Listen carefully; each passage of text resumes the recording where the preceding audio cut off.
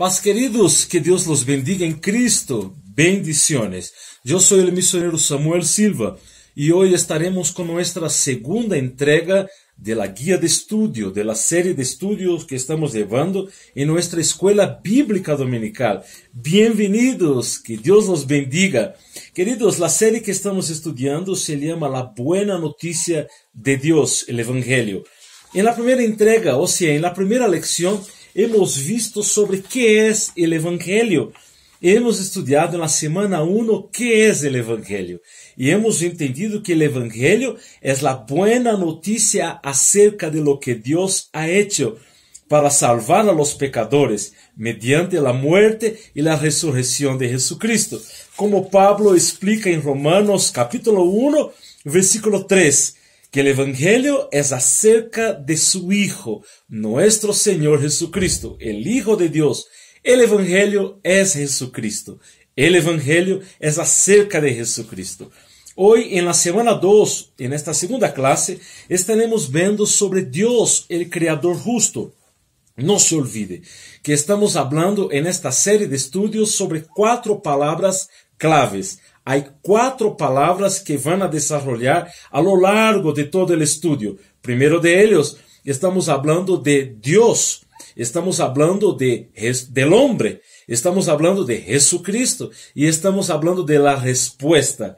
Entonces, estas 4 palabras claves vamos a estar desarrollando en todas las clases. Y hoy nosotros vamos a hablar sobre Dios, sobre el Creador justo. ¿Quién es Dios? ¿Por qué estudiar sobre Dios? ¿Cuál es la importancia de entender quién es Dios? Queridos, para empezar, yo quiero orar con usted. Yo quiero rogar la bendición de Dios, la acción del Espíritu Santo. Como dijo Pablo a los hermanos en Tesalónica, Pablo dijo, mi evangelio no llegó hacia ustedes con palabras persuasivas, sino con demostración del poder de Dios. Mi oración en estas clases que estamos llevando de la Escuela Bíblica Dominical es para que la palabra de Dios llegue a ustedes no con una lingüística elaborada, no con un razonamiento sofisticado, no con algo difícil de entender, sino con el poder de Dios que alumbra el entendimiento, nos hace entender la singularidad, la simplicidad del Evangelio. Vamos a orar y rogar la bendición de Dios. Amén. Señor, queremos darte gracias. Tú eres un Dios bueno, tú cuidas de nosotros. Tu bondad, tu gracia, tu amor está sobre nosotros. Te amamos, te adoramos. Pero, Señor, en ese momento reconocemos nuestra debilidad. Reconocemos que necesitamos de la acción de tu Espíritu Santo sobre lo que vamos a hacer ahora. Que sea tu Espíritu Santo quem nos dê entendimento. Que sea tu Espíritu Santo quem nos enseñe. Que sea tu Espíritu Santo quem nos conduzca, nos oriente, nos guie nesse momento. Senhor, rogamos tu acción. Rogamos tu bendición sobre cada aluno, aqueles que estão estudiando su palabra, aqueles que tienen hambre, que tienen sed de tu palabra. Senhor, seas tú el agua viva que va a fluir del interior de esa persona para la vida eterna, para dar vida, para dar conocimiento, gracia y poder. Rogamos la acción de tu Espíritu Santo sobre lo que vamos a hacer ahora en el nombre de Jesús. Amén, amén. Queridos, para empezar essa semana 2, no se olvide que la guía es muy buena. Aquí va una sugerencia. Haga imprimir la guía. Haga imprimir, mira, eso es muy importante porque para que usted pueda tener una guía disponible, hacer anilhar, si posible, para tomar nota, para tomar apuntes. Hay varias cosas que vamos a hablar hoy para que puedas estar tomando apuntes. Y no solo eso, sino también contestar el cuestionario. No se olvide que ya hemos compartido el cuestionario de la semana 1. Ahora entramos a la semana 2. Entonces, haga imprimir la guía, va a ser muy importante. Queridos, el tema de hoy se llama Dios, el Creador justo. Y para empezar tengo algunas preguntas aquí. Então, ponga atención. Essas preguntas. ¿Qué piensan tus amigos o familiares no creyentes sobre Dios? Se dicen creer en Dios, ¿qué creen acerca de Él? O sea, ¿qué las personas están hablando sobre Dios? qué concepto las personas, qué enseñanzas las personas tienen sobre Dios. Y yo tomé algunos apuntes aquí, incluso las notas de estudio que están en la Biblia de estudio teológico. Va aqui uma sugerência também para que se estás buscando uma Bíblia de estudo, uma Bíblia que te vai ajudar a compreender melhor alguns textos, incluso hecho por comentaristas, por homens que dedicaram sua vida a explicar alguns textos. É a Bíblia de estudo teológico. Aqui está, a Bíblia de estudo teológico. Aí, em Bolívia, esta Bíblia está sendo distribuída por sociedades bíblicas de Bolívia. Aqui em Bolívia, estou gravando esse vídeo desde Bolívia. Aqui, a distribuição está sendo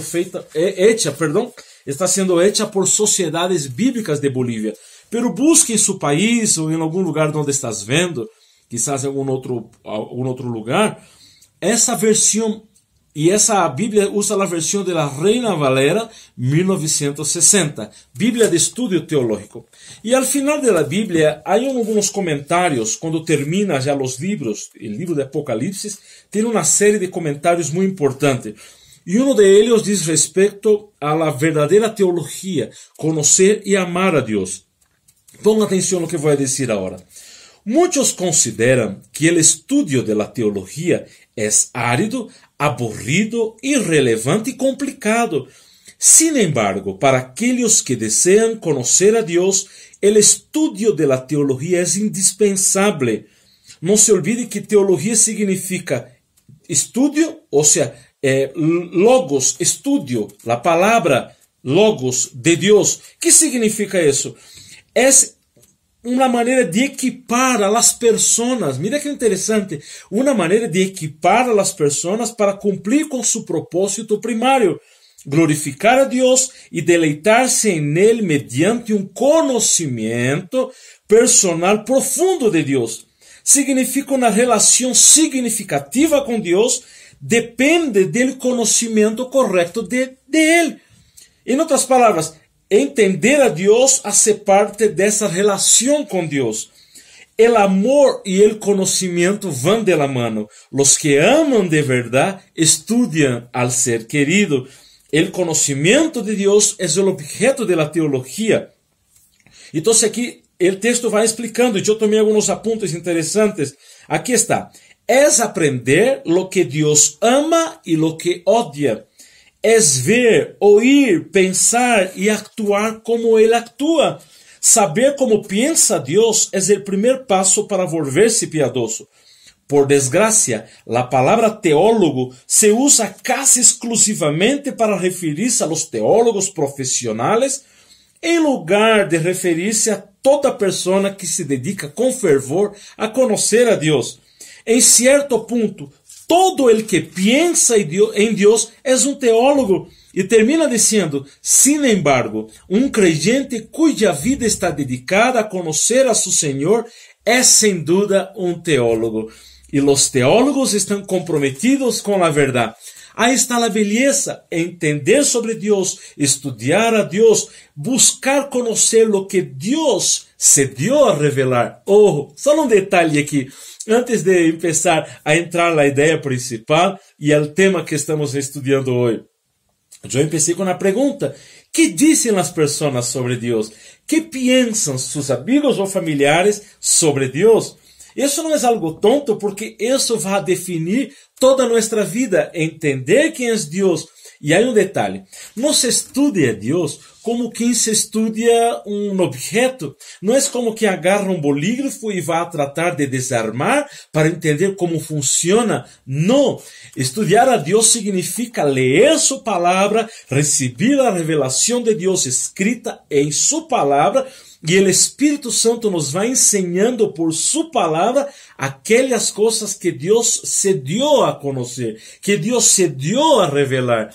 E vamos ver aqui hoje que é Deus quem toma a iniciativa, é Deus quem atua de maneira a dar-se a conhecer. Não é que Deus é algo que agora, por exemplo, eu vou agarrar e vou examinar detalhes e eu tomei essa iniciativa. Não. No. Dios es soberano, es creador, es todopoderoso y Él se da a conocer a las personas. Él se da a revelar. ¡Qué cosa gloriosa! La presencia del Espíritu Santo en nosotros nos revela a Dios por medio de su palabra. Queridos, entonces la idea principal de la clase de hoy, así como la primera clase, la idea principal era que el Evangelio es Jesucristo y es sobre Jesucristo. Hoy, la clase de hoy, la idea principal es que una correcta comprensión del Evangelio comienza con una correcta comprensión de Dios, que Él es el justo creador y que todos nosotros somos responsables ante Él. Entonces, para entender el Evangelio es necesario entender quién es Dios y que Él es el justo creador y que todos nosotros, seres humanos, somos responsables ante Él. Y para profundizar en ese tema, para entender bien el Evangelio, debemos comenzar donde la propia Biblia comienza, con Dios el Creador. Y para eso nos vamos al libro de Génesis, el primer libro de la Biblia, capítulo 1. Génesis capítulo 1, versículo 1 al 3. Abra su Biblia, por favor, para acompañar.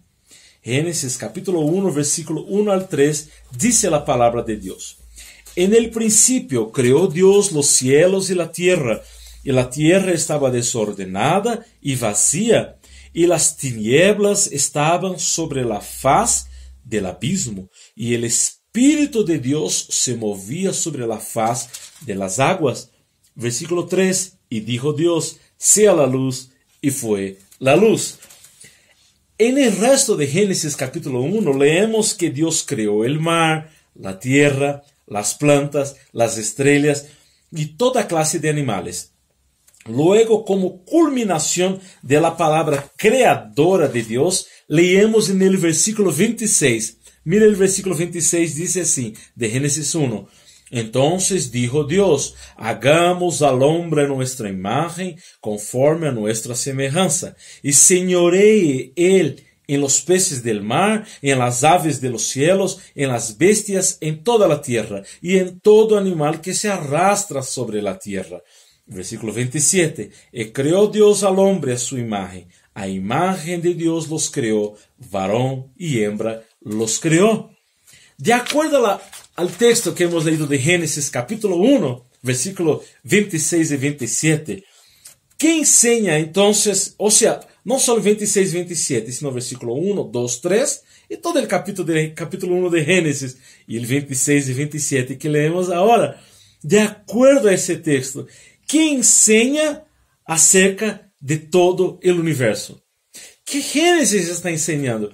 Y es muy especial Génesis y ese texto porque justo esta semana a mi hija le tocó hacer una actividad que está estudiando. La profesora le pasó una actividad, una tarea sobre el universo, sobre la Vía Láctea, sobre los planetas, para hacer una maqueta sobre los planetas. Y con mi hija estuvimos viendo varios videos, estuvimos estudiando, estuvimos viendo cómo son los tamaños de los planetas, y le impresionó de tal manera a la niña que ella tomó un cuaderno y empezó a tomar nota de cuántos kilómetros había cada uno de ellos que el video mostraba. Y es impresionante el universo. Y por más grande que sea, no nos olvidemos, el universo no es infinito. Infinito, como vamos a ver aquí, es Dios. No tiene fin, no tiene límites. El universo, aunque es una extensión que no podemos pensar, pero no es infinito. Entonces, sobre Génesis 1, ¿qué está enseñando sobre el universo? ¿Qué Génesis? El comienzo, no se olvide que la palabra Génesis significa comienzo. El Génesis de todas las cosas, de la creación, no de Dios. No el comienzo de Dios, que Dios es eterno, Dios siempre existió, sino el comienzo de las cosas, de su creación.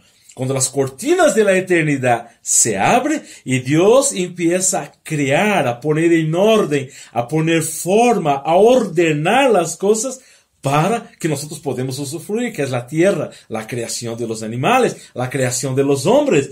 Entonces Génesis capítulo 1 nos vai ensinar, de acordo a essa pergunta acerca de todo o universo, que todo o universo foi criado por Deus.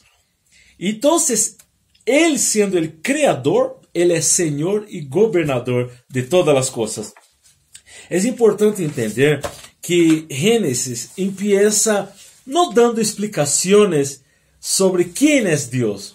Gênesis não trata de justificar a existência de Deus. Gênesis não trata de dizer, por favor, creia em Deus, e tratando de justificar com argumentos. Não. Gênesis empieza mostrando que há um Deus e que esse Deus é criador. E se Ele é criador, Ele é Senhor e governador sobre todas as coisas. Aí está a maravilha da criação. E então, pergunta 2. E essas perguntas estão na guia. Por isso vou volver a dizer, a guia está disponível, é grátis e, se possível, haga imprimir a guia para que tome seus apuntes e tome nota de lo que estamos dizendo. Pergunta 1, nós já hemos visto. Deus, o universo, todo o universo foi criado por Deus. E então, como Criador, Ele é Senhor e Governador sobre todo o universo. En la descripción del video, usted que va a asistir ese video luego después, en la descripción del video yo voy a dejar un otro video de un documental maravilloso sobre Génesis. Usted tiene que asistir ese documental. Es algo extraordinario para aumentar su fe, para aumentar su comprensión del libro de Génesis, ¿ok? De la creación. En la descripción del video voy a dejar ese link con el video, ¿ok? Pregunta 2. ¿Qué enseña Génesis 1 acerca de la humanidad entonces? Génesis 1 que estamos leyendo, ¿qué va a enseñar? Y no se olvide que todo el capítulo de Génesis va a explicar que Dios creó el hombre a su imagen. A la imagen de Dios los creó. Génesis capítulo 1, versículo 26 dijo, entonces dijo Dios, hagamos al hombre a nuestra imagen y conforme a nuestra semejanza. Não se olvide aqui que quando estamos falando da imagem, não estamos falando que Deus tem boca, nariz, ou que Deus tem pelo ou não tem pelo, ou que Deus se parece com os blancos, com os negros, com os indígenas, com os africanos. Não, não é isso. O que estamos falando aqui é a imagem de Deus, ou seja, parte do caráter de Deus, que vamos estudar depois. A Bíblia vai mostrar para nós que isso significa ser parte, receber os atributos que Deus comparte com nós, coisas que Ele compartilhou com nós. E em la guia que vamos estudar um pouco mais adelante agora, nessa leção, sobre os atributos comunicáveis de Deus, aquelas coisas que Deus quiso compartilhar com nós, aquelas coisas que fazem parte de Ele e que Ele quiso compartilhar com nós. Pero escute isso para ver que interessante. Isso está dizendo também que então tem uma implicação, uma relação especial, homem com Deus. Significa que o homem agora, a la imagen de Deus, como representante de Deus aqui na terra, a la imagen de Deus, um ser que representa a Deus na terra. Porque os animales, ninguno de los animales fueron hechos a la imagen de Dios. Por el contrario, Dios daba orden y Dios decía, y aquí dice, haya luz, produzca las aguas seres vivientes, produzca las aves que vuelan sobre la tierra. Con la palabra, la orden de Dios fueron creados los cielos y la tierra y todo ser viviente. Pero quando Deus vai criar o homem, Deus empieza a formar o homem. E este é o único ser que é a sua imagem e semelhança. Se parece com Deus. O homem, que vamos chamar de antropos, del griego antropos, é aquele que mira hacia arriba. É aquele que tem a imagem de Deus em ele. E como vamos ver na próxima leção, na semana 3, aún el hombre caído en sus pecados, él preserva la imagen de Dios en él. Una imagen sucia, por supuesto, manchada por el pecado. De la misma manera que, por ejemplo, estoy usando estos lentes. Y si los lentes están sucios, no puedo ver. Yo tengo que estar limpiando, pero aquí sigue los lentes. Y cuando yo pongo ahora limpio, qué belleza. Lo mismo, con la entrada del pecado en el mundo, el pecado ensució la imagen de Dios en el hombre. Y hablando de ensuciar, yo pasé mis manos aquí y se quedó borroso. Vamos a limpiar. A ver. Qué maravilla. El hombre a la imagen de Dios, el ser humano, hombres y mujeres, distintos biológicamente, distintos en su sexualidad, macho y hembra, pero ahora iguales en su dignidad, porque ambos, hombres y mujeres, son hechos a la imagen de Dios. Entonces Dios creó al hombre a su imagen. Segundo, el hombre representa, cuando yo hablo de la palabra hombre, no se olvida, hay un detalle aquí. En Génesis capítulo 1, versículo 26, quiero hacer ese paréntesis para explicar bien eso, ¿ya? En Génesis capítulo 1, 26, cuando dijo Dios, hagamos al hombre, la palabra hombre aquí significa humanos, humanos. Y la palabra en hebreo es Adán. Adán. Interesante que Adán entendemos como el nombre del primer hombre que recibe.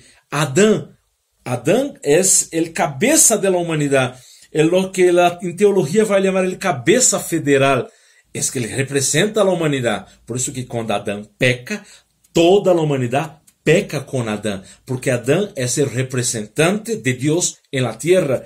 Ese primer hombre, entonces la palabra hombre significa humanidad, que fue traducida también por Adán.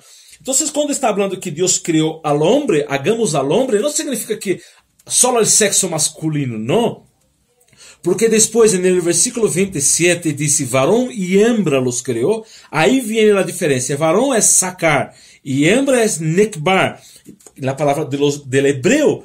Pero entonces Dios dijo, hagamos al hombre, significa hagamos la humanidad.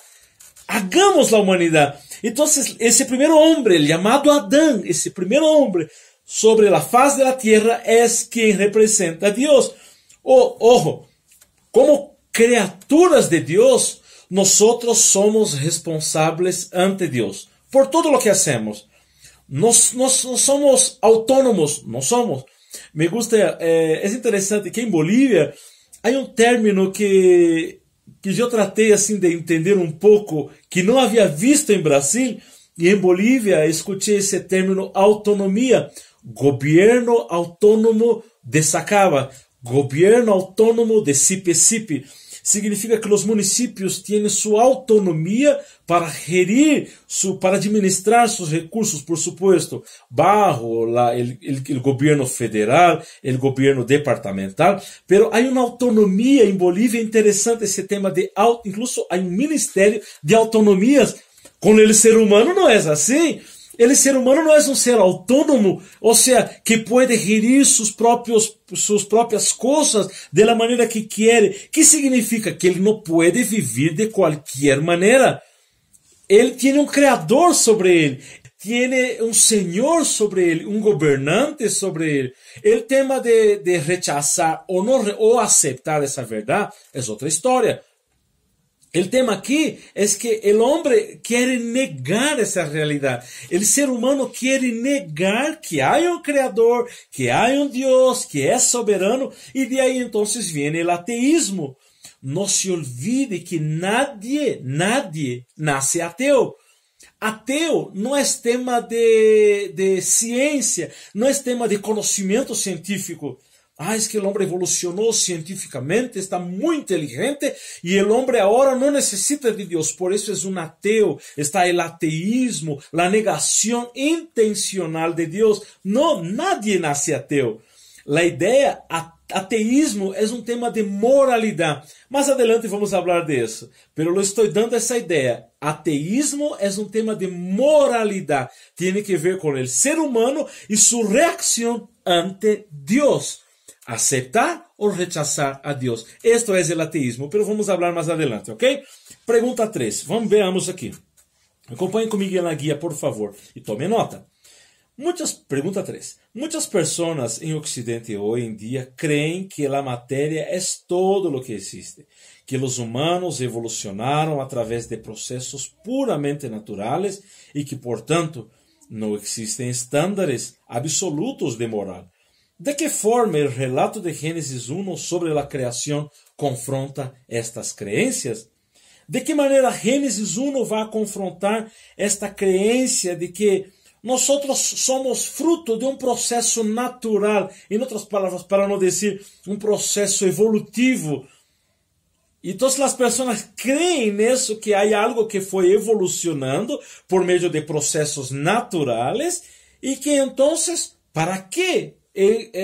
¿Para qué necesitamos del cristianismo? ¿Para qué necesitamos de la Biblia? ¿Por qué necesitamos tener estándares de moralidad? ¿Para qué? ¿Cómo Génesis 1 va a confrontar eso? Entonces vamos a ver que Génesis 1 es la base. Ojo, voy a repetir, Génesis 1 es la base, donde vamos a construir toda la moralidad, todas las historias bíblicas, toda la humanidad va a ser construida desde Génesis. Génesis 1, 2 y 3, que vamos a ver después. En otras palabras, rechazar a Génesis es rechazar esa base, ese estándar de moralidad, ese modelo de moralidad. ¿Por qué? Porque aquí en Génesis vamos a ver el carácter y la voluntad de Dios.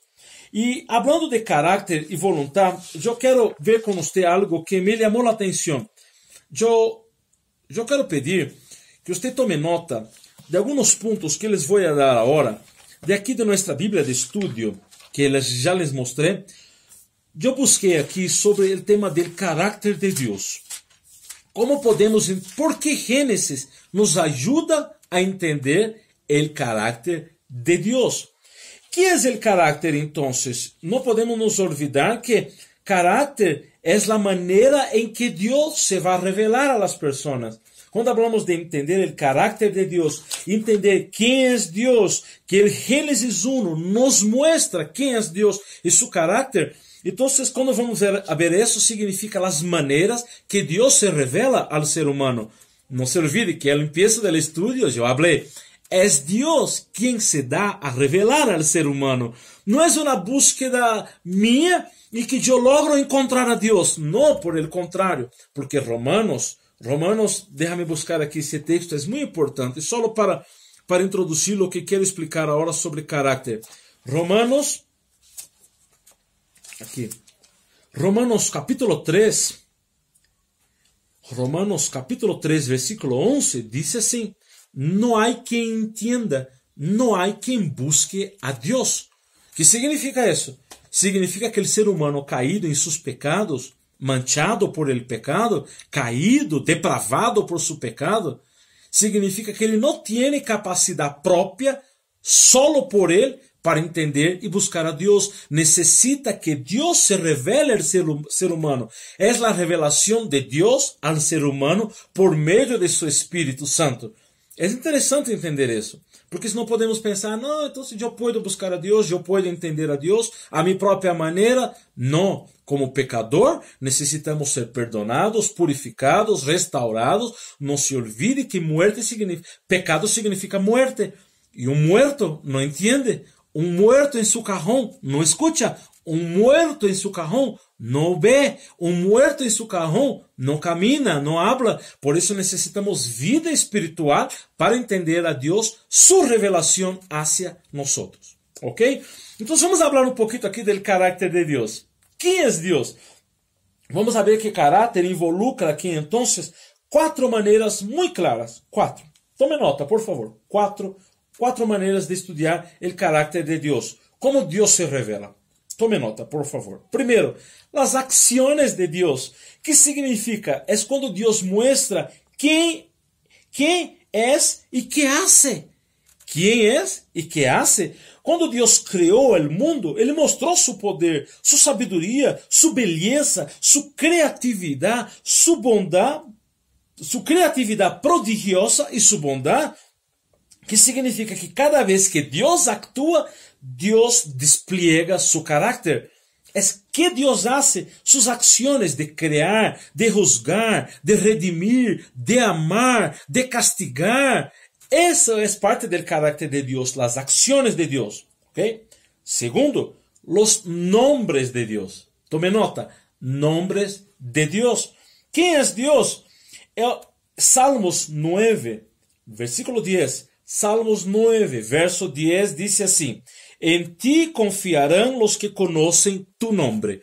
Por eso que es importante, queridos, entonces, entender sobre los nombres de Dios. Conocer sus nombres es saber que Él es confiable. Dios se da a mostrar por sus nombres. Por ejemplo, Jehová, Jehová. En otras palabras, Yahvé. Dios está mostrando quién es Él. O sea, Dios Todopoderoso, El Shaddai. El Shaddai. El Shaddai. El Shaddai. Dios Todopoderoso. O Maestro, Señor Adón. Mira que interesante que después va a ser llamado de Adonai, Señor en el Nuevo Testamento. Jesús también es llamado de Adonai. Pero en el Antiguo Testamento vamos a ver la manifestación de los nombres de Dios. Yahvé, que está relacionado con yo soy el Eterno, Dios es celoso. Va a hablar de la identidad de Dios, de los nombres de Dios. Entonces, ese es el segundo. Primero, son las acciones de Dios, lo que Dios hace. Segundo, los nombres de Dios. Y tercero, son imágenes que describen a Dios, que nos hacen entender a nosotros, seres mortales, limitados, en nuestra débil comprensión, quién es Dios. Dios usa imágenes. Mira eso. El Padre, el Rey, fuego consumidor, juez, el esposo, el pastor, el alfarero, el labrador, fuego purificador, Señor de la viña, león, osa, luz, agua, torre, cordero. Mira, estas descripciones son tomadas de la vida humana cotidiana y muestran de verdad a Dios de una manera que nosotros no podríamos entender sin esos ejemplos.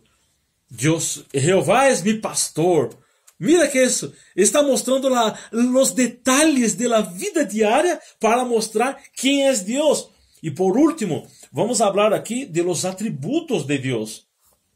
No se olvide que los atributos son descripciones de Dios.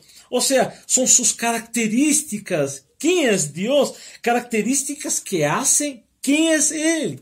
¿Quién es Dios? Los atributos de Dios están separados por comunicables e incomunicables. En otras palabras, mira que interesante. Estamos estudiando aquí en Génesis sobre quién es Dios. Esa semana 2 está hablando de Dios, el Creador justo. Y para entender quién es Dios, es necesario hablar de sus atributos. Entonces, ¿qué son los atributos de Dios? Mira, son sus características esenciales que lo hacen quién es Él. Entonces, los atributos incomunicables son aquellos atributos que Dios no comparte con nadie. Solo pertenece a Él. Ejemplo, Dios es independiente. La independencia de Dios. Dios no nos necesita a nosotros, ni a nada, nada de la creación. Dios no necesita, pero nosotros y toda la creación podemos glorificar y dar gozo a Él. Pero ¿qué significa? Que Dios nunca tiene necesidades. Dios no necesita de nada. O sea, Él es el proveedor de todas las cosas. A nadie puede proveer a Dios, que Dios tiene falta de algo. Por el contrario, Él provee para nosotros. Ese es un atributo que solo pertenece a Dios, su independencia. Otros, la inmutabilidad. Es una palabra difícil, ¿no? Inmutabilidad significa que Dios es perfecto y nunca cambia. Siempre se puede confiar en Dios porque siempre cumple con su palabra y nunca es caprichoso o temperamental. Hoy no quiero hacer. Estoy como caprichoso. No, Él es inmutable, nunca cambia. Pero ese atributo solo pertenece a Dios.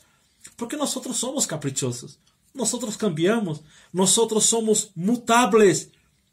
Cambiamos a cada rato de opinión. Cambiamos a cada rato de idea. Pero Dios no, Dios es inmutable. Usted se da cuenta que conocer a Dios, eso es hacer teología. Esto es hacer teología, es entender un poco más de Dios, entender que Dios nunca cambia, nos da seguridad.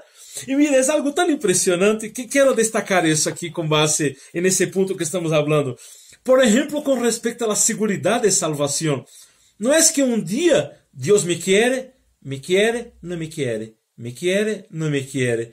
Hoy soy salvo, mañana voy al infierno. Hoy soy salvo, mañana voy al infierno. No. Si usted recibió a Cristo, si usted es un cristiano en Dios, si su vida está en Dios, la palabra de Dios no cambia. No cambia. Y yo he leído aquí, quiero dejar para aquí un pequeño paréntesis que me llamó la atención. Aquí basado en ese que estamos hablando de los atributos. Por ejemplo, en el libro que nuestro hermano nuestro hermano Juan escribió. Nuestro hermano Juan escribió. Él va a mostrar de la certeza de la vida eterna. Primera carta de Juan. Está al fin de la Biblia, un poco antes de Apocalipsis. No es el Evangelio de San Juan, no, es la carta de Juan. Primera carta de Juan, capítulo 5, versículo 13. Primera Juan, capítulo 5, versículo 13, dice así. Estas cosas os he escrito a vosotros que creéis en el nombre del Hijo de Dios, para que sepáis que tenéis la vida eterna y para que creáis en el nombre del Hijo de Dios. ¿Qué Juan está diciendo? Que la inmutabilidad de Dios a nos dar la vida eterna, el hecho de que vamos a creer en Cristo y ahí entonces vamos a tener la vida eterna, significa que no vamos a perder la vida eterna. La inmutabilidad de Dios. Pero misionero, y esas personas que eran una vez cristianos y se descarriaron y murieron en sus pecados. Ese es un tema tan hermoso.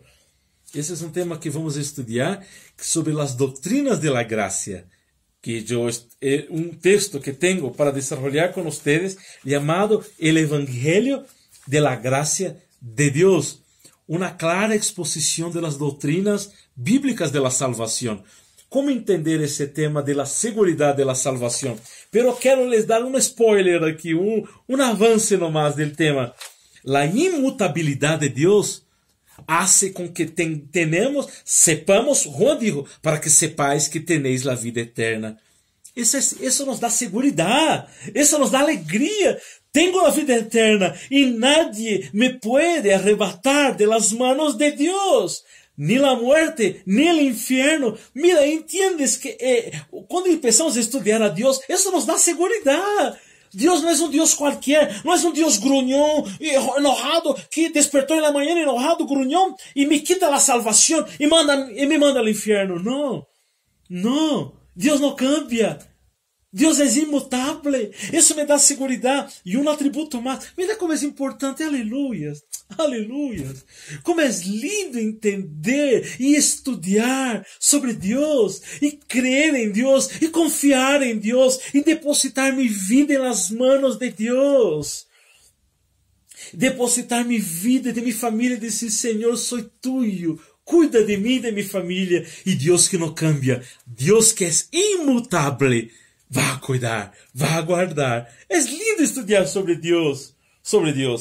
Otro atributo que Dios no comparte con nadie. La eternidad. Significa que Dios no tiene principio ni fin. De ninguna manera Dios está atado al tiempo. Dios no está atado a un reloj, a un tiempo. Dios es eterno. Y mira qué interesante. Los que confían en Dios de la eternidad conocen la paz, el descanso, el consuelo, en medio de todo ese ajetreo de la vida, de los afanes de la vida. Dios nos va a mantener a salvos y gozosos por siempre, porque Él es el príncipe de la paz. Él es el príncipe, y no solo eso, el Padre de la eternidad. La eternidad está en las manos de Dios. Dios controla el tiempo. Mi vida está en manos de Dios. Dios nunca tuvo principio y nunca tendrá fin. Otro atributo que Dios no comparte con nadie, solo pertenece a Él, es su omnipresencia. Significa que Dios no tiene dimensiones que Él no pueda ir. Significa que Él puede estar en todo lugar, en todo el tiempo, porque su ser Dios llena toda la tierra al mismo tiempo. No es que Dios es como de flecha, así rapidito, Dios va aquí, va allí, va aquí, no. La presencia de Dios llena toda la tierra, que Dios es omnipresente. Y eso es importante, significa que podemos buscar a Dios en todas las partes o en cualquier lugar. Dios está ahí. Los creyentes nunca debían sentirse solos y los malvados nunca debían sentirse salvos. Porque Dios está en todo lugar, trayendo paz y tranquilidad a sus hijos y trayendo ira y castigo sobre los malos. Dios está en todos los lugares.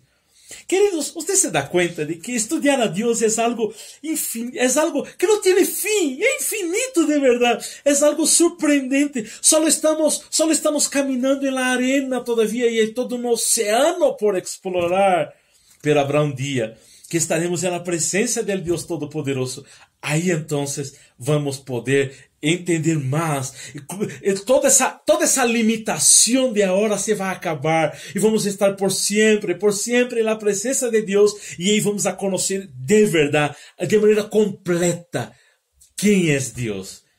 Queridos, entender los atributos de Dios es empezar a entender quién es Dios y quién somos nosotros. Solo para terminar esse ponto, eu quero falar um pouco de los atributos comunicables de Deus. Lo que hablé antes são os atributos incomunicables que solo pertenecem a Deus. Pero agora há coisas que Deus comparte com o ser humano. Há coisas que Deus comparte com o ser humano. Como, por exemplo, sua santidade. Deus é santo. E por isso disse que devemos buscar a santidade. Sem santidade, nadie verá a Deus. Sed santos. Mira, há uma implicação forte sobre nós, aunque não vamos a lograr nessa vida uma santidade perfeita como Deus, pero nuestro rumbo, nossa meta, nosso blanco, ou seja, o objetivo de nossa vida é buscar a santidade, porque Deus comunicou sua santidade com nós. Por isso que devemos viver em santidade. E quando estemos por sempre com Deus, seremos santos como Ele é santo. Estaremos livres de toda a contaminação. Isso é o que a Bíblia, Pablo em suas epístolas, em seus estudos romanos, coríntios, Pablo vai chamar desse estado de glorificação. Aunque não agora, vivimos em um processo de santificação contínua, diária. Nos arrepentimos, somos perdonados. Pero mira como é interessante, esse atributo Deus compartilhou com o ser humano, sua santidade. Outro mais que podemos ver, que Deus ha compartido, sua bondade, seu amor, sua misericórdia, sua rectitud e justiça, aunque de maneira limitada, Deus comparte com nós, os seres humanos, quando miramos a Deus, quando aprendemos de Deus, quando somos conformados à imagem de Jesucristo e vivimos como Deus quer que vivamos, actuamos com bondade, actuamos com rectitud, actuamos com misericórdia e actuamos com amor, aunque de maneira limitada por el tema del pecado que está sobre nós, todavia, como já falei, solo em um estado de glorificação que essas coisas vão a ser mostradas de maneira plena e completa. Pero aún aqui na terra podemos mostrar bondade, podemos mostrar amor, podemos mostrar rectitud, podemos mostrar justiça. Mira que são atributos comunicáveis que Deus comunica com o ser humano. E quando eu hablo de atributos comunicáveis, eu estou falando de coisas que Deus quiso compartilhar com o ser humano. Lo anterior, os incomunicáveis, solo pertencem a Deus. Pero ahora los comunicables, Dios comparte con el ser humano. Entonces, ahora vamos a la pregunta 4. Estábamos desarrollando la pregunta 3, es un poco larga, ¿no? Pero vamos a ver la pregunta 4. Muchas personas en Occidente hoy, en la parte aquí de nosotros, occidental, de esta parte del mundo, ¿no? Hoy en día no se consideran sujetas a nadie y se sienten libres de hacer lo que quieran. Como Gênesis capítulo 1 vai confrontar essa realidade de que as pessoas se sentem livres, hago lo que quero. E então temos algumas respostas aqui para isso. Primeiro, somos responsáveis ante Deus por todo lo que hacemos. Tome nota. Somos responsáveis ante Deus por todo lo que hacemos. Todas nossas atitudes, toda nossa vida, somos responsáveis ante Deus. Não podemos caminhar de maneira, hago lo que quero e não rindo contas a nadie. Não é assim. Gênesis capítulo 1 vai mostrar o senhorio de Deus, Creador, el Señor, el Gobernador, el Soberano, el Justo y Santo Dios sobre nosotros. Y otro, no podemos olvidar que somos criaturas de Dios, somos su creación y debemos conformar nuestras vidas a su voluntad. Dios es creador, yo soy criatura. No hay una igualdad. No, el hombre no es Dios y Dios no es como el hombre. Dios es soberano, santo, justo, puro, todopoderoso, creador de los cielos y la tierra, y nosotros somos criaturas. Es distinto. Hay una distinción sobre eso. Vamos a la pregunta 5. ¿Por qué es importante que la gente entienda de que Dios es su creador entonces? A fin de que comprenda que necesita de un Salvador. ¿Por qué es importante entender que Dios es su creador? Y para que entonces necesitan de un Salvador. ¿Por qué? Mira que interesante. No es que simplemente podemos vivir la vida como queramos. No es que lo que voy a hacer no rindo cuentas a nadie. Porque esa es una mentalidad complicada de hijos con sus padres. No, yo entro, yo salgo cuando quiero, yo entro cuando quiero, yo hago lo que quiero, no rindo cuentas a mis papás. Del esposo con su esposa, de la esposa con su esposo, viviendo de manera independiente uno del otro. Del empleado con su patrón.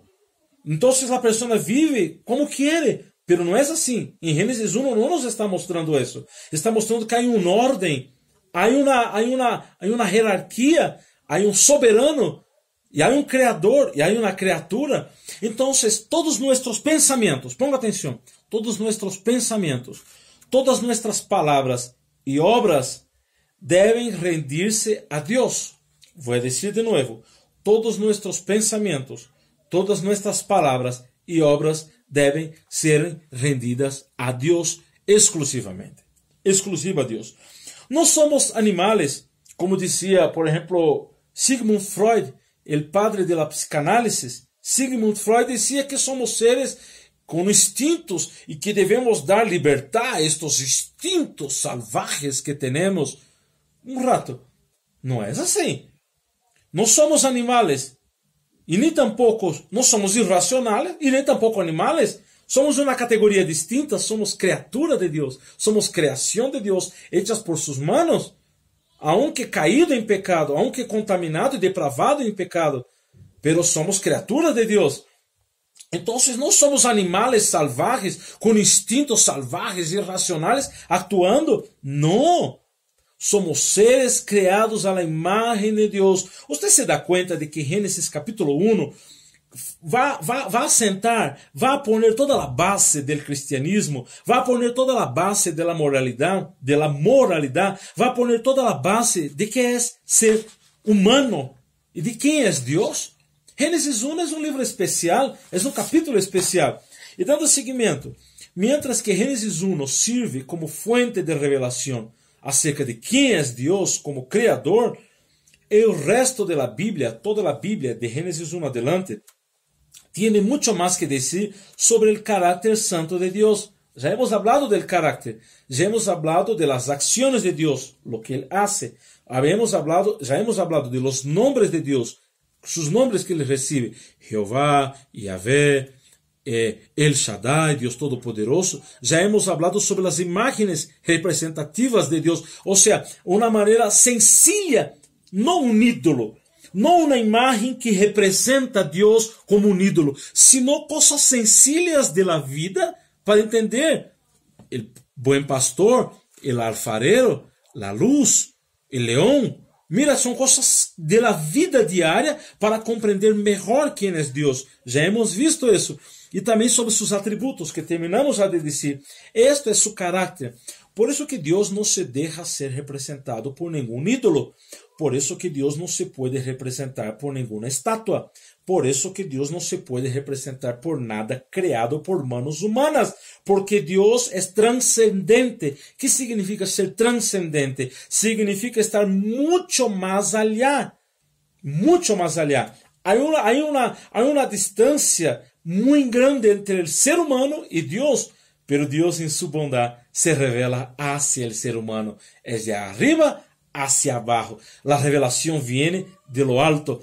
Por eso que Jesús dijo a Nicodemos, Nicodemos, Juan capítulo 3, Evangelio de San Juan capítulo 3, Nicodemos, usted no puede ni ver el reino de Dios si usted no nacer de lo alto. Es algo que viene de Dios, de allá para acá. No de aquí para allá, sino de Dios hacia nosotros. Ahí está la maravilla de la conversión, del nuevo nacimiento, de las revelaciones, de las verdades bíblicas.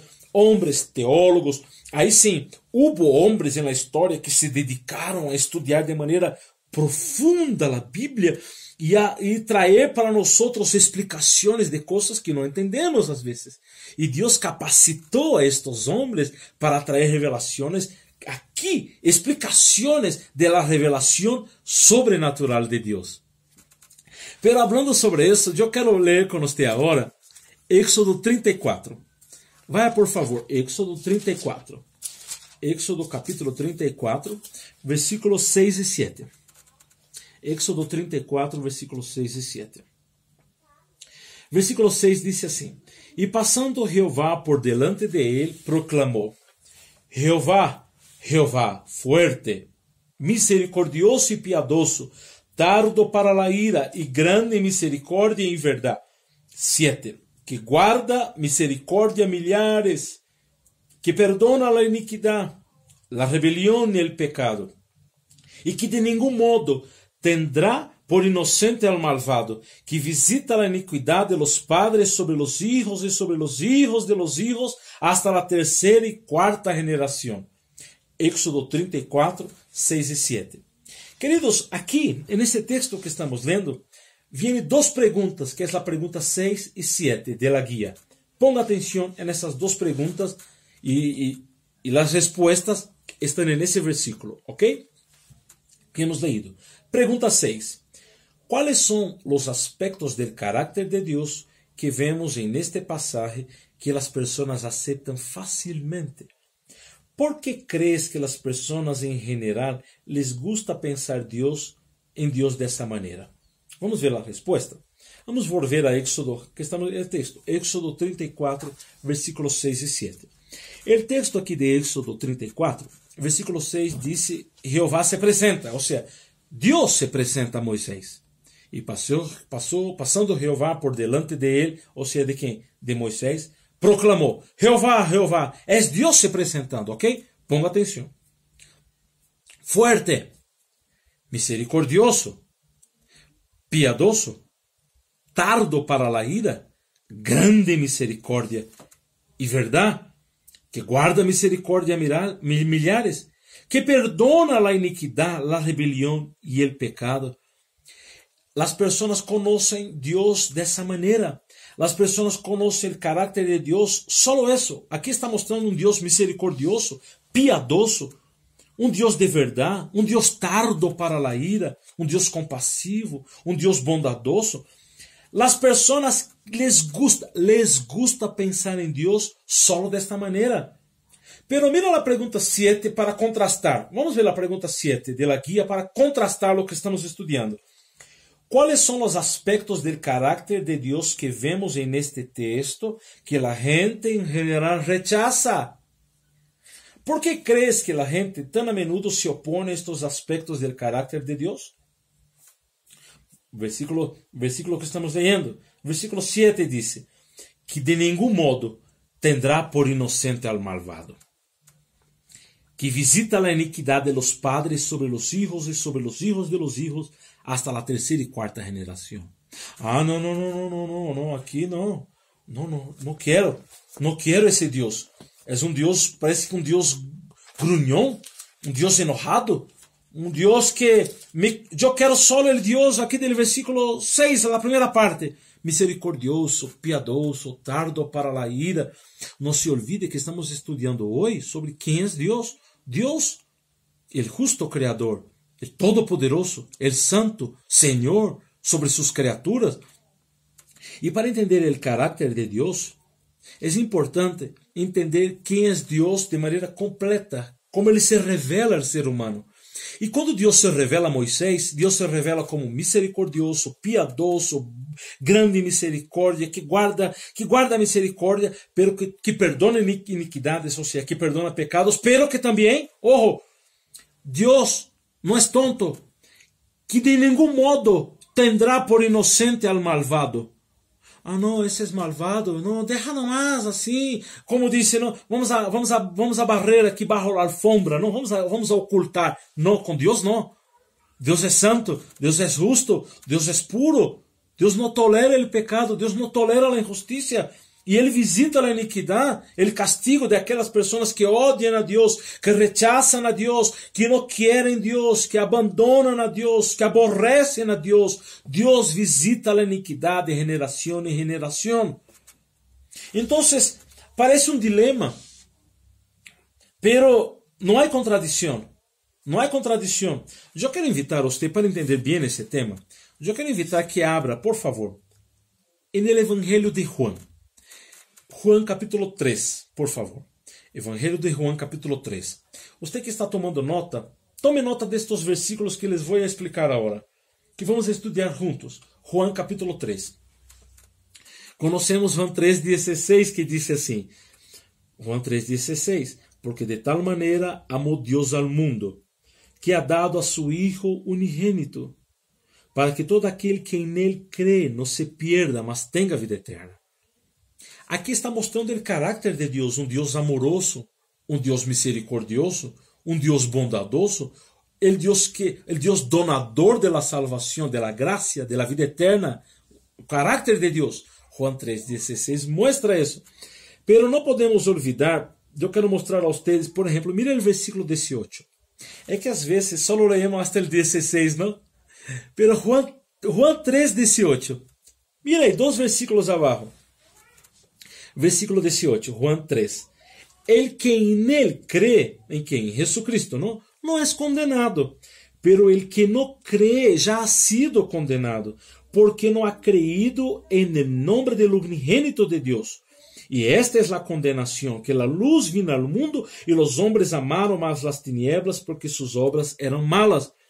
Desde el versículo 18 ahora empieza a mostrar también, no es un otro Dios, sino el mismo Dios que en el versículo 16 de tal manera amó Dios al mundo, enviando a Jesucristo para nos salvar de nuestros pecados, la obra redentora de Jesucristo. Ahora en el versículo 18 y 19, mira el versículo 36 también, tome nota, estoy leyendo Juan 3, versículo 16, 18, 19, y ahora voy a leer el versículo 36, Juan, Evangelho de Juan, capítulo 3, versículo 36, dice así, el que cree en el Hijo tiene vida eterna. Aleluya, sabemos eso, porque el versículo 16 dijo que Dios envió su Hijo para que todo aquel que nele cree no perezca, no se pierda, mas tenga vida eterna. 36 está volviendo a explicar, está dando énfasis. 36 dice, el que cree en el Hijo tiene vida eterna. Amén.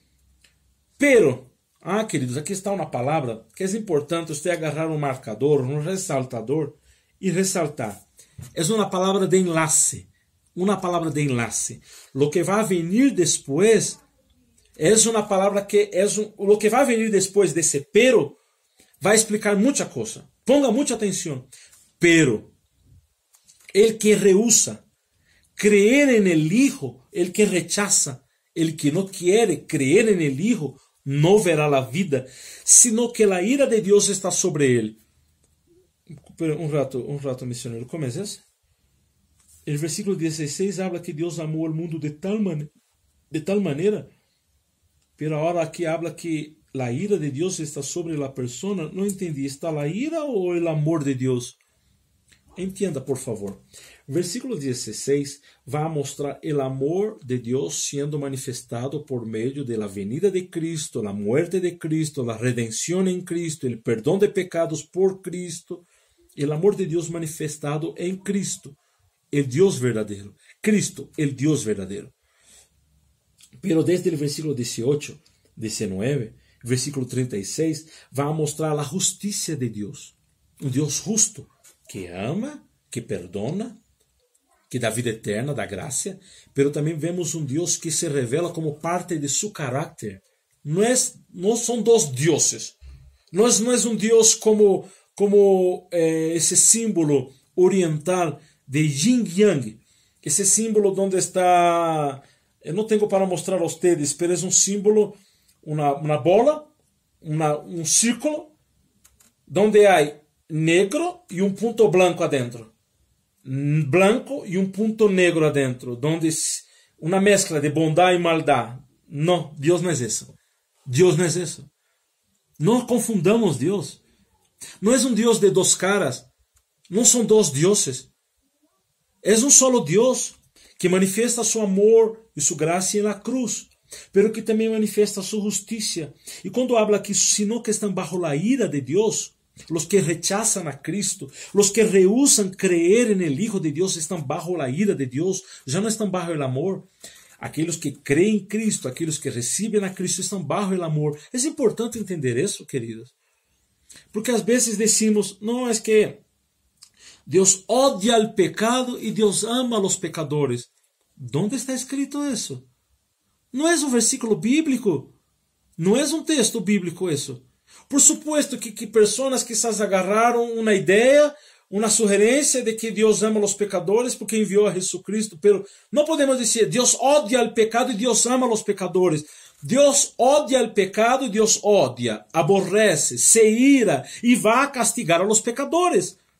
La ira de Dios no está sobre el pecado, está sobre pecadores que cometen pecados.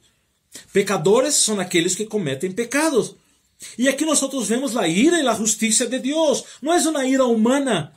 No es una ira que yo tengo odio, ay, qué rabia que tengo. No, no es eso. No es una ira humana basada en sentimientos. Ah, es que me rechazaron, me voy a vengar. No, es una ira santa y justa. Que significa que en la cruz, la ira de Dios fue descargada sobre Jesús. En la cruz vemos la expresión del amor de Dios hacia nosotros al enviar a Cristo para morir por nosotros. Pero en la cruz también vemos la manifestación de la ira de Dios siendo descargada sobre Cristo Jesús, que cargó con los pecados de toda la humanidad. Entonces la justicia es la ira y el castigo sobre los pecadores no arrepentidos. Esto es Dios. Entender quién es Dios es entender el amor de Dios, es entender la gracia de Dios y es ver esa ira, ese castigo divino sobre los pecadores no arrepentidos. Entonces, estos son los aspectos del carácter de Dios y Éxodo capítulo 34, versículos 6 y 7 muestra quién es Dios. Es importante entender eso, queridos, para que no tengamos Dios de manera equivocada. Y vamos a ver en seguida un poco más sobre eso. Un sinnúmero de otros pasajes de la Escritura da testimonio de que Dios es perfectamente santo y justo y que ha de juzgar a todas las personas según lo que han hecho. Vamos a ver aquí algunos puntos, algunos versículos, ¿ya? La manera, la justicia y la santidad de Dios. En su guía, veamos la página 28. Estamos en la página 28. Hay 4 versículos, hay 4 textos bíblicos aquí, perdón. 4 textos bíblicos que vamos a leer ahora para entender más sobre la justicia y la santidad de Dios. El primero de ellos está en la primera carta de Juan, no el Evangelio de Juan, sino 1 Juan, capítulo 1, versículo 5. Dice así, 1 Juan 1, 5. Este es el mensaje que hemos oído de él y os anunciamos. Dios es luz y no hay ningunas tinieblas en él. El segundo texto, para tomar nota, por favor, está en el libro de Habacuc, capítulo 1, versículo 13. Habacuc, Antiguo Testamento. Habacuc, capítulo 1, versículo 13. Dice así: muy limpio eres de ojos para ver el mal, ni puedes ver el agravio. Porque ves a los menospreciadores y callas cuando destruye al impío, el más justo que él. El tercer texto está en Romanos capítulo 2, versículos 5 al 8. Romanos capítulo 2, versículos 5 al 8. Tome nota, por favor. Romanos 2, 5 dice: pero por tu dureza y por tu corazón no arrepentido, atesoras para ti mismo ira para el día de la ira y de la revelación del justo juicio de Dios. Versículo 6. el cual pagará a cada uno conforme a sus obras. Vida eterna a los que perseverando en bien hacer buscan gloria y honra e inmortalidad, pero ira y enojo a los que son contenciosos y no obedecen a la verdad, sino que obedecen a la injusticia. El cuarto texto está en Hebreos capítulo 10, versículo 30 y 31. Hebreos 10, 30 y 31. Dice así en la palabra del Señor: pues conocemos al que dijo, mía es la venganza, yo daré el pago, dice el Señor. Y otra vez, el Señor juzgará a su pueblo. Horrenda cosa es caer en manos del Dios vivo. Vamos a la pregunta 8, para entender. Essa pergunta vai ser referência a los 4 textos que hemos leído, ¿ok? Por favor. Pregunta 8. ¿Qué enseñan estos pasajes acerca de la actitud de Dios hacia el pecado? ¿Qué dicen los 4 textos sobre lo que Dios hará con el pecado? Yo quiero destacar aquí algunas verdades que están en estos textos. Y antes de contestar essa pergunta, yo quiero destacar el texto de Romanos, el tercer texto que hemos leído, que es Romanos 2, 5 al 8. Yo pido que usted tome nota, que usted agarre su guía o un cuaderno y tome nota de lo que voy a pedir ahora y que va a resaltar eso. Romanos 2, 5 dice que las personas no arrepentidas están atesorando, guardando, arrinconando para sí mismo ira para el día de la ira. Mira, aqui está mostrando que vai haver um dia de la ira. E quando lemos ira na Bíblia, como já expliquei, não é a ira humana, sino habla del castigo de Deus, el justo castigo de Deus. E Pablo muestra lo seguinte, e de la revelación del justo juicio. Parece 2 palavras iguales, justo juicio. Justo? Sim, todo juicio tem que ser justo. Então Pablo está dando ênfasis que o juicio de Deus aqui é justo. Porque senão algumas pessoas poderiam dizer, ah não, Deus é injusto, como vai? Ah não, como pode? Não, Deus é equivocado. Não, Pablo dijo, el justo juicio de Deus. Deus não é injusto. Deus não é um juez que acepta coimas. Deus não é um juez que acepta sobornos. Deus não é um juez que é enganado e, como já expliquei, baje la injusticia bajo la alfombra. Não. Justo juicio de Deus. De um lado, vida eterna. E do outro lado, ira e enojo.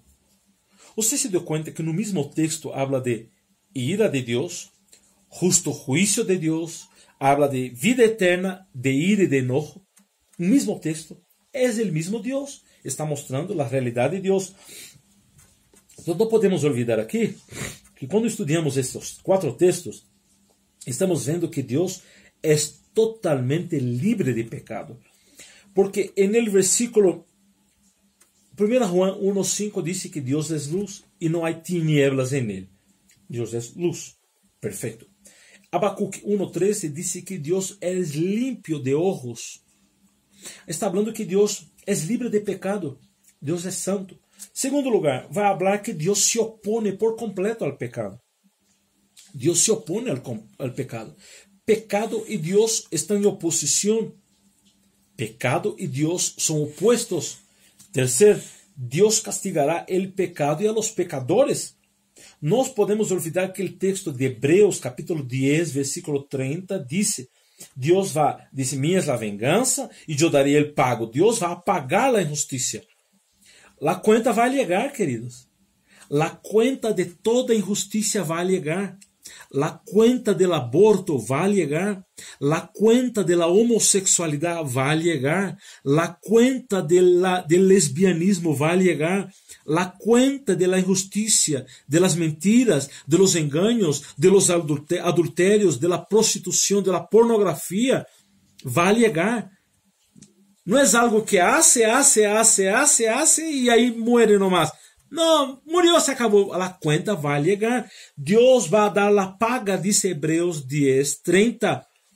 Dios va a pagar. Y otra vez el Señor juzgará a su pueblo.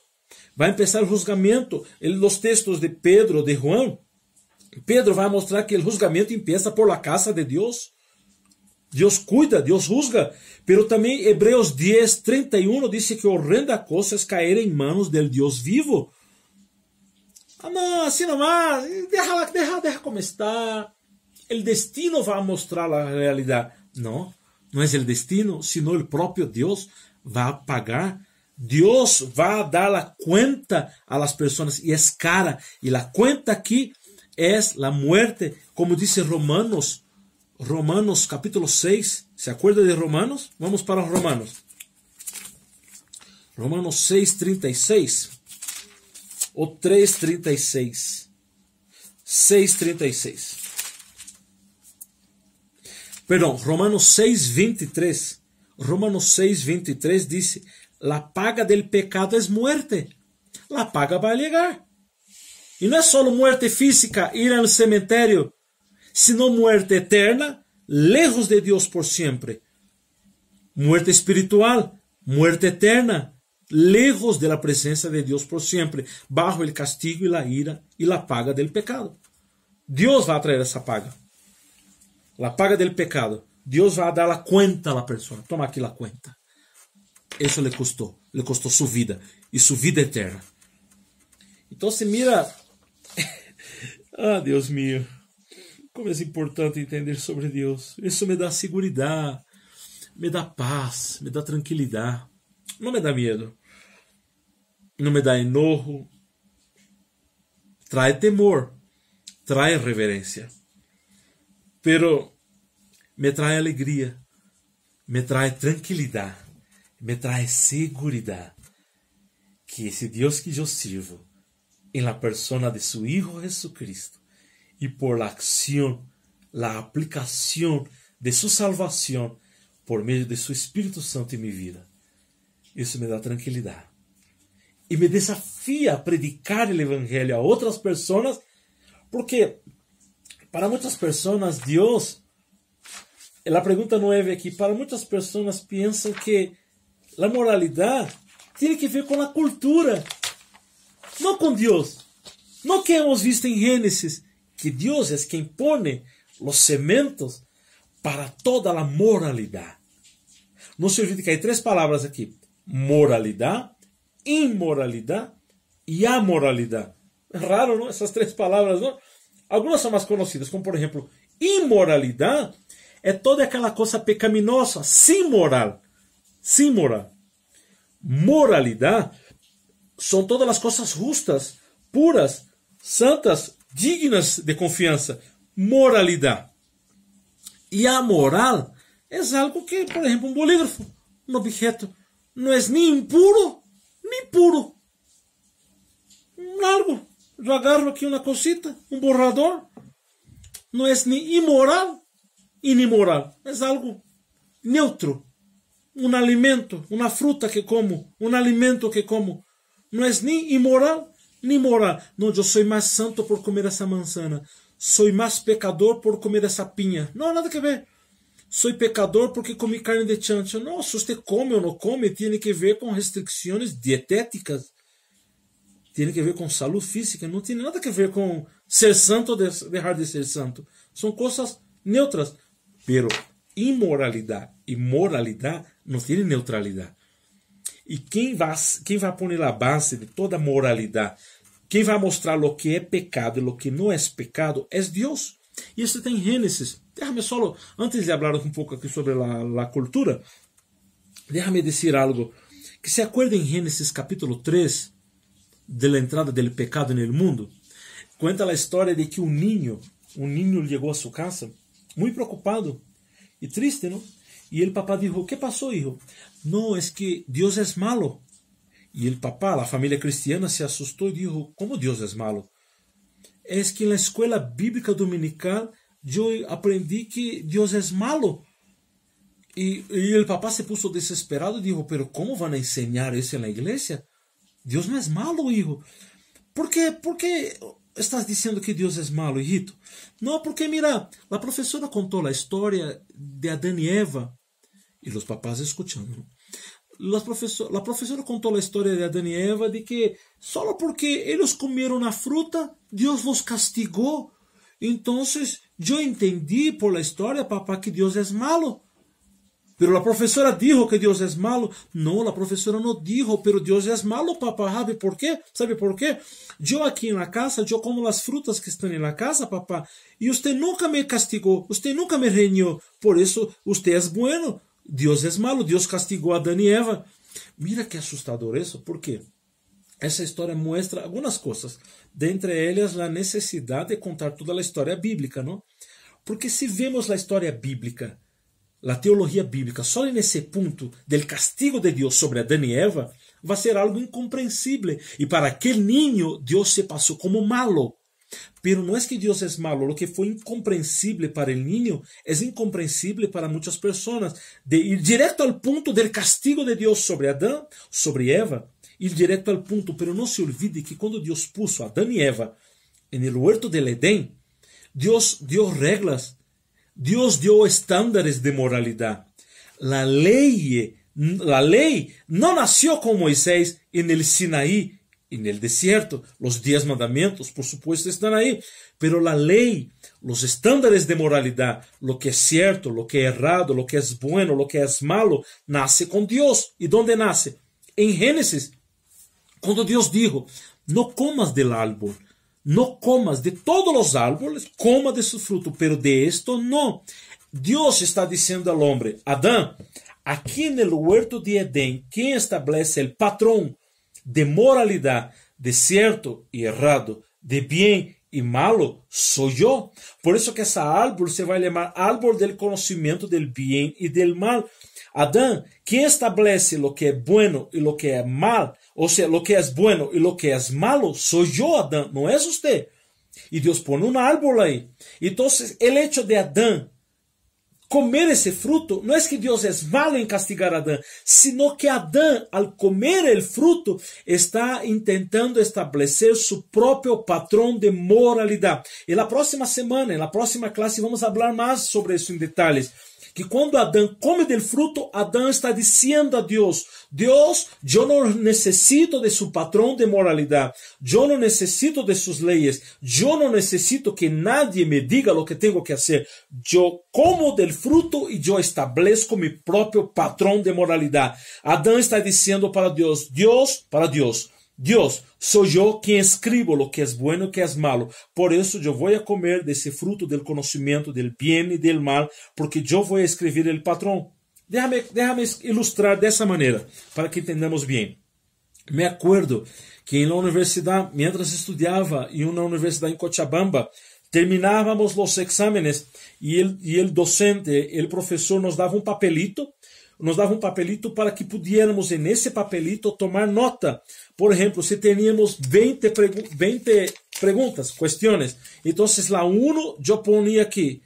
Eu tinha um papel, meu exame estava sobre a mesa, eu contestava meu exame, terminava de contestar as 20, e antes de entregar ao docente, eu poderia agarrar esse papel em branco e tomar nota del patrão. La 1 eu contestei A, la 2 eu contestei C, la 3, estou copiando o que eu contestei antes de entregar ao professor. A la 3 eu contestei D, e assim hasta la 20. A la 20 eu contestei E.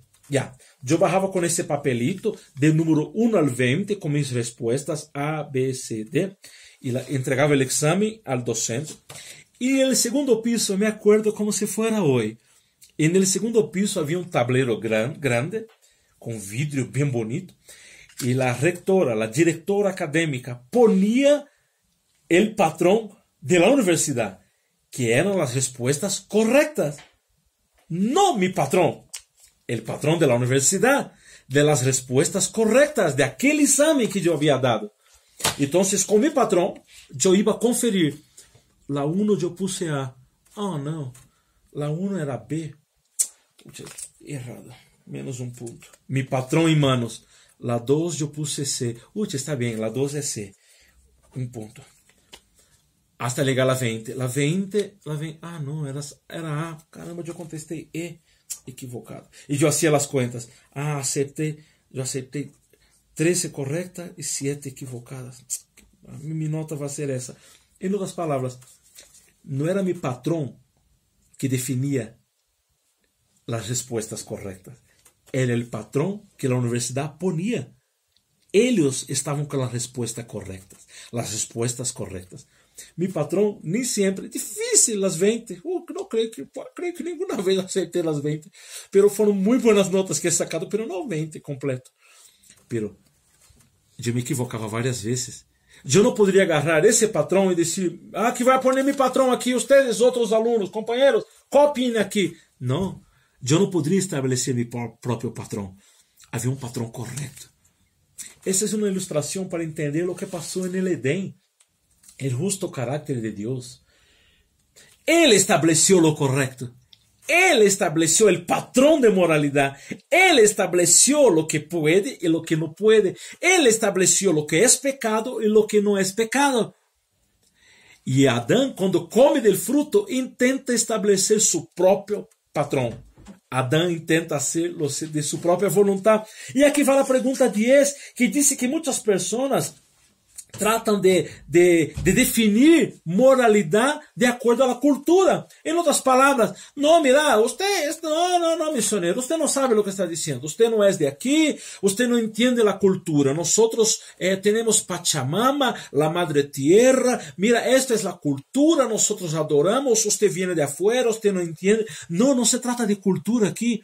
Se trata de que Dios es quien establece que la idolatría es pecado. Es Dios quien establece que la creación, ojo, la tierra, la creación no puede ser adorado, sino a Dios debemos adoración. Es Dios en Génesis quien establece los patrones de moralidad, de santidad, de justicia, de amor, de lo cierto, de lo errado, de lo que es pecado, lo que no es pecado. Es Dios y no la cultura.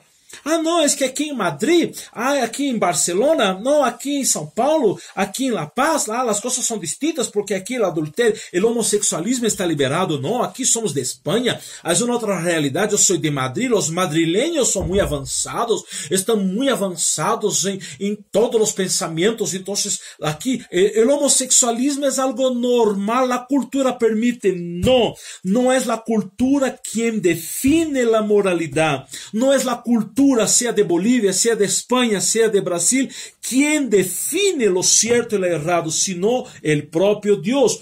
Porque la moralidad se basa en el carácter de Dios. Ya hemos hablado del carácter de Dios. La moralidad, lo cierto, lo errado, y ya hablé.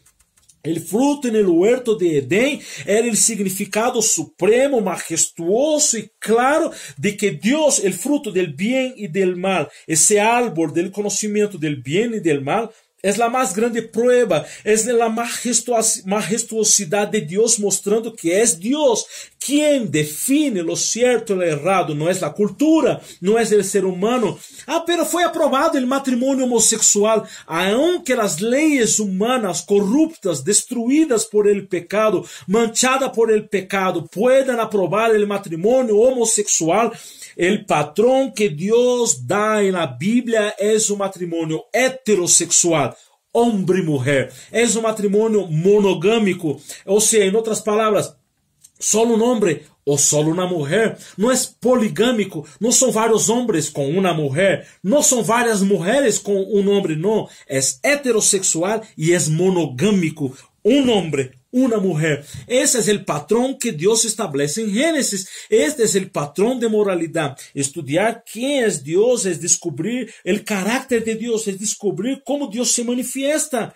Y esto es universal y no depende de cultura. Esto está en la palabra de Dios, y donde llega la palabra de Dios, sea en Brasil, sea en Bolivia, sea en Japón, China, Estados Unidos, la palabra de Dios es el patrón de moralidad, de verdad, y debemos nos guiar por aquí. Como yo hablé de mi patrón, yo con mi papelito en las manos tratando de copiar el patrón de la universidad. Ahora no solo con papelito, sino yo como una carta viva, como dijo el apóstolo San Pablo, como una carta viva, como un libro abierto. Estoy leyendo la palabra y la palabra me va confrontando mis errores y veo, es esto, no puedo hacer porque lo que estoy haciendo está mal, yo estoy mintiendo, yo estoy engañando, y la palabra de Dios dice esto y esto y esto. Yo tengo que me adecuar, yo tengo que me encuadrar, yo tengo que aceptar la revelación de Dios en su palabra, su patrón establecido, Sus respuestas correctas están aquí. Las respuestas correctas para la humanidad están aquí. El patrón correcto está aquí. Dios en su santidad, en su pureza, en su justicia estableció lo correcto y está aquí. Ahora tengo que adecuar mi vida a la verdad. No tratar de adecuar esto a mi vida para hacer lo que quiero y justificar todavía no, porque es así, no. Por el contrario, leer la palabra y como un espejo me va a mostrar mis erros, mis pecados, y por la sangre de Cristo, por la palabra de Dios, voy a ser limpio y voy a caminar de acuerdo a la voluntad de Dios. Esto es el Evangelio. Es la serie que estamos estudiando. Las buenas noticias de Dios del Evangelio. Vamos a terminar. Pregunta 10. Muchas personas hoy en día ven a Dios como una figura indulgente, como un abuelito, bonito, ¿no? Un abuelito, como Papai Noel, que no exige nada de nosotros y que es muy comprensivo con el hecho de que todos cometemos errores, incluso ese dicho, ¿no? Ser humano, soy ser humano, no soy perfecto. Dios es un abuelito bonito. De acuerdo al texto que estamos leyendo, esos textos, ¿cómo se sostiene ese punto de vista con los que nos enseñan estos textos que estamos leyendo? Eso que Dios es un abuelito bonito, bonito. Pero los textos que hemos leído, ¿cómo confrontamos eso? No podemos olvidar que Dios es intensamente, perfectamente, santo, justo y bueno, y que va a castigar el mal y todos aquellos que hacen el mal. No podemos ver Dios como un abuelito, sordo, cansadito, que podemos engañar aquí y allí, que nos da regalitos al fin de año, o si me porto bien me da un regalito, un autito nuevo, una casita nueva, me porto bien, me da regalitos. Dios no es así. Ese es reducir la imagen de Dios. Ese es reducir el conocimiento del Altísimo. Dios es bueno, es bueno. Como hay una frase que me gusta. He usado esa frase varias veces en las prédicas del pastor Charles Spurgeon, Carlos Spurgeon, un pastor en Londres, siglo XIX. El pastor decía lo siguiente: Dios es demasiado bueno como para ser cruel. Dios es demasiado sabio como para equivocarse. Cuando no podemos ver sus manos, debemos confiar en su corazón. ¿Qué significa? ¿Qué Carlos Spurgeon está diciendo? Charles Spurgeon está diciendo que en Dios no hay crueldad. Hay justicia, pero no crueldad. No es que Dios castiga el pecador y Dios está contento. Dios no es un Dios malo, cruel, como es el Dios de los islámicos, los musulmanes, Alá. Un Dios que a cualquier rato te manda al infierno. No, no es así. Tampoco es Buda, el iluminado. Tampoco es el Dios del nirvana, de las reencarnaciones. No es nada de eso. El Dios que estamos estudiando es el Dios de la Biblia. El Dios santo, justo, pero que no es tonto. No es cruel, pero es justo, santo, celoso. Y va a castigar el pecado y el pecador. Y que envió a su Hijo Jesucristo al mundo para salvar al pecador. Todos aquellos que creen en Cristo pueden ser salvos por Él. Versículo 11. Estamos terminando. Solo más dos preguntas, la 11 y la 12. ¿Por qué dirías que es importante entonces decirle a nuestros amigos no creyentes que Dios es nuestro justo Creador cuando tratamos de compartir el Evangelio con ellos? ¿Por qué mostrar Dios? ¿Por qué mostrar quién es Dios? Primero, Dios existe. Segundo, Dios es creador y Señor de todas las cosas. Tercero, Dios es perfectamente justo y santo. Cuarto, todos nosotros, todos los que creen en Dios y los que no creen en Dios, todos somos responsables ante Dios por nuestras acciones. No creo en Dios. Eso no te libra de estar bajo el juicio de Dios. No te libra. Yo no creo en Dios, yo prefiero vivir así nomás. Yo soy un ateo, aquel que no cree en Dios. Eso no quiere decir que usted nunca va a rendir cuentas a Dios. Va a llegar un día, aunque usted no crea, vas a rendir cuentas. Ojalá mientras está viendo ese video, usted pueda arrepentirse, su corazón sea quebrantado, el Espíritu Santo entre en su vida, sus pecados sean perdonados por Cristo. Usted crea en Dios para que cuando se presente ante Dios, el Dios te va, o sea, cuando Jesucristo te presente ante Dios, Dios te va a llamar como hijo, te va a abrazar, te va a cuidar y vas a estar por siempre en la presencia de Dios. No vas a estar bajo el juicio, el castigo de Dios. No, va a estar bajo el amor en Cristo demostrado hacia nosotros. Y no se olvide que Dios castigará todo pecado. Entonces, esa es la manera de que podemos dar testimonios que Dios es ese justo Creador en nuestras reuniones de la iglesia, mientras estamos trabajando, la manera con que yo vivo en mi trabajo, en mis estudios, la manera que me porto. Hay un Señor sobre mí, hay un Creador sobre mí, la manera que estoy actuando, que estoy haciendo las cosas.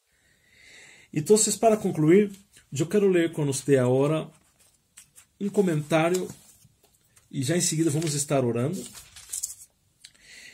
Y ese comentario, no se olvide que las 4 palabras clave de nuestro estudio es Dios, hombre, Jesucristo y respuesta. Hoy estamos hablando sobre Dios.